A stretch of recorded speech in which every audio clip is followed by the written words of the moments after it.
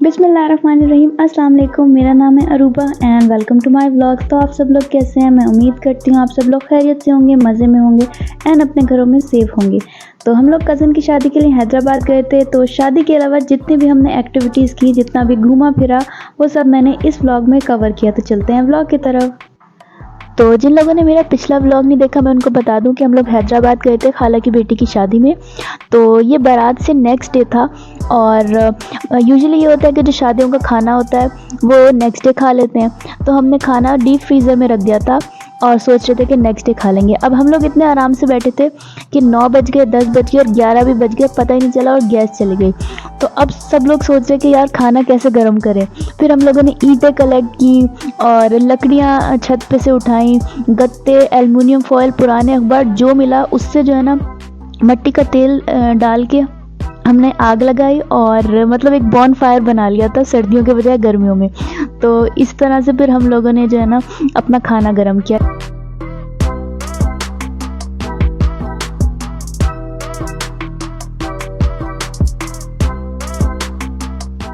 तो ये एक एडवेंचर हो गया था, लेकिन हम लोगों ने बहुत एंजॉय किया और इस तरह से खाना गर्म करके हमें मज़ा बहुत ज़्यादा आया। अच्छा, अब था वलीमे का नेक्स्ट डे और शादी से सब फ्री हो गए थे। तो अब सब लोग बोर हो रहे थे। तो सब ने एकदम से अचानक प्लान बनाया कि दरिया सिंध चलते हैं। तो खाला का घर ना दरिया सिंध के बहुत करीब है। तो हम रास्ते में जा रहे थे तो उससे पहले ये बंद का एरिया आता है, यहाँ पे पूरे खेत, गांव और बहुत ग्रीनरी वगैरह है। तो हम लोग थोड़ी देर यहाँ पे रुके थे और मौसम भी बहुत ज़बरदस्त हो रहा था, बादल हो रहे थे पूरे। और फिर इससे थोड़ा सा हम आगे गए तो दरिया सिंध स्टार्ट हो गया था यहाँ पर।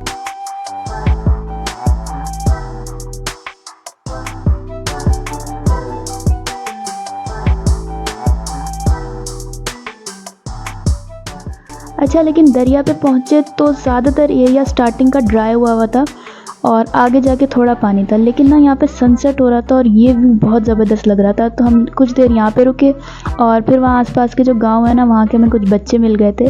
तो उनसे हमने थोड़ी बातचीत की, फिर हम आगे चले गए।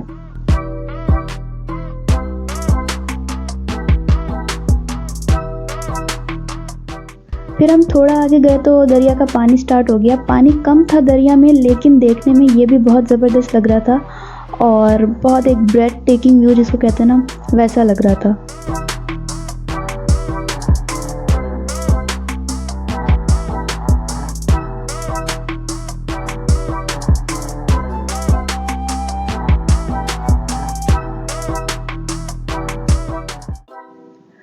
फिर अंधेरा होने लग गया था तो सब लोग घर की तरफ वापस रवाना हुए।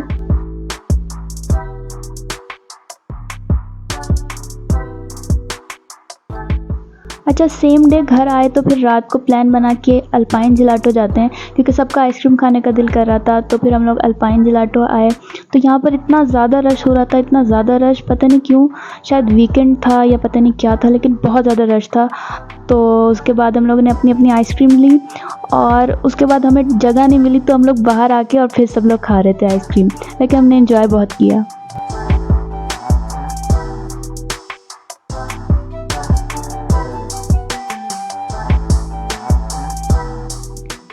ओके, तो नेक्स्ट डे प्लान बना था डिनर का और हम लोग गए थे कुर्तोज़ बिस्ट्रो। हम सारी कज़न्स गई थी और मेरी कज़न खुशबू है, उसने हमें ट्रीट दी थी, तो वो सबको लेकर गई थी। तो Khushbu, if you are listening, thank you so much for the treat. और मुझे यहाँ का ना एम्बियंस बहुत अच्छा लगा, पूरा इंटीरियर पूरा बहुत ज़बरदस्त सेटअप हुआ था। तो उसके बाद हम लोगों ने ऑर्डर दिया।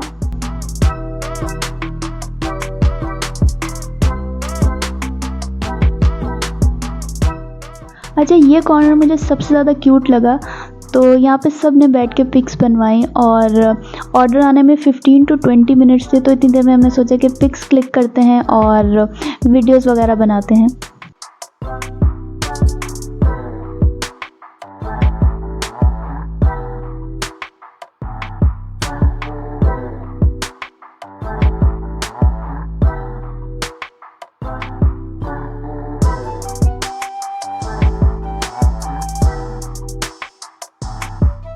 तो इतनी देर में हमारा ऑर्डर रेडी होकर आ गया था। तो हमने मंगाए थे 4 stakes with different sides and sauces, एक पास्ता मंगाया था, एक सैलड मंगाई थी और चिकन स्टफ़ टाकोस की 2 सर्विंग्स मंगाई थी।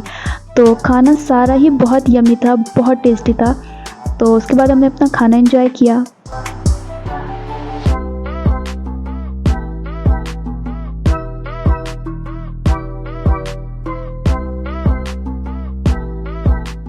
तो ऑलमोस्ट सारी चीज़ें ट्राई की थी और स्टेक के बाद फिर एंड में मैं अपने चिकन टाकोस खा रही थी। तो ये बहुत यम्मी थे। इसमें पूरी चीज़ और चिकन की फिलिंग थी, साथ ये रिफ़्रेशिंग सी लाइम ड्रिंक थी, तो ये भी काफ़ी मज़े की थी। उसके बाद खाने से फ्री होके हम लोग बाहर आ गए। अच्छा, जिन कज़िन की शादी हुई है उनके हस्बैंड को मतलब दूल्हे मियाँ को गिफ्ट करने के लिए खाला को सूट चाहिए था। तो फिर ये लोग देखने लगे कोई शॉप्स वगैरह, लेकिन शॉप्स ज़्यादातर बाहर बंद हो गई थी। तो उसके बाद कमालिया खद्दर खुला हुआ था। तो उसके बाद हम लोग यहाँ आए और यहाँ पे कुछ जेंट सूट वगैरह देखने लगे।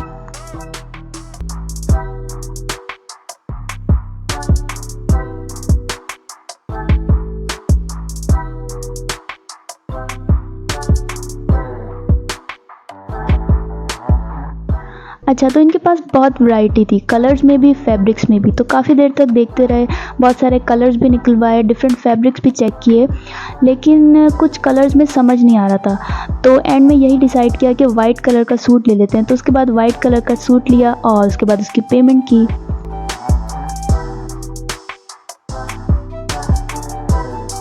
अच्छा, यहाँ मैं अपनी कज़न के घर आई थी जिनकी शादी हुई है। तो इनके हस्बैंड के पास ना असली तलवार और असली गन थी। तो वो शायद उनके फ्रेंड ने दी थी उनको, या ऐसा वो कुछ बता रही थी, मुझे एग्जैक्टली याद नहीं है। लेकिन हम मूवीज़ में देखते हैं कि वो इतनी आसानी से यूँ तलवार यूँ कर रहे हैं, घुमा रहे हैं, लेकिन असली तलवार इतनी हैवी थी, मुझसे हिल भी नहीं रही थी। तो मैंने इसको वापस इसके कवर में डाल दिया।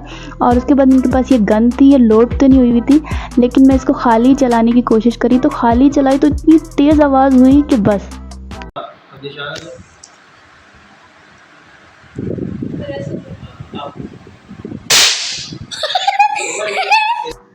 ओके, तो नेक्स्ट मॉर्निंग उसके बाद हम लोग की रवानगी थी कराची आने के लिए वापस। तो हमारी गाड़ी आ गई थी और हम लोग सबको अल्लाह हाफ़िज़ कह रहे थे, लेकिन दिल नहीं कर रहा था सबको छोड़ के आने का, क्योंकि हमने बहुत इंजॉय किया सब कज़न्स के साथ मिलके और शादी को भी बहुत इंजॉय किया। लेकिन वापस तो आना था, तो उसके बाद हम लोग कराची के लिए रवाना हुए।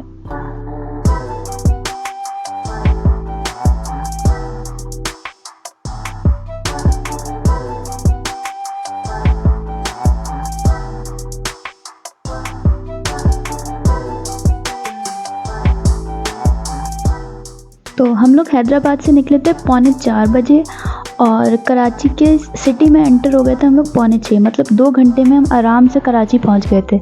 लेकिन यहाँ ये स्टार्टिंग का मलियर का एरिया है, तो यहाँ तो हम आ गए, लेकिन आगे जाके ना इतना ट्रैफिक जैम मिला हमें, इतना ज़्यादा कि मतलब शहर के अंदर ही, मतलब कराची में ही हमें आधे से पौना घंटा कराची में ही वेस्ट हो गया हमारा।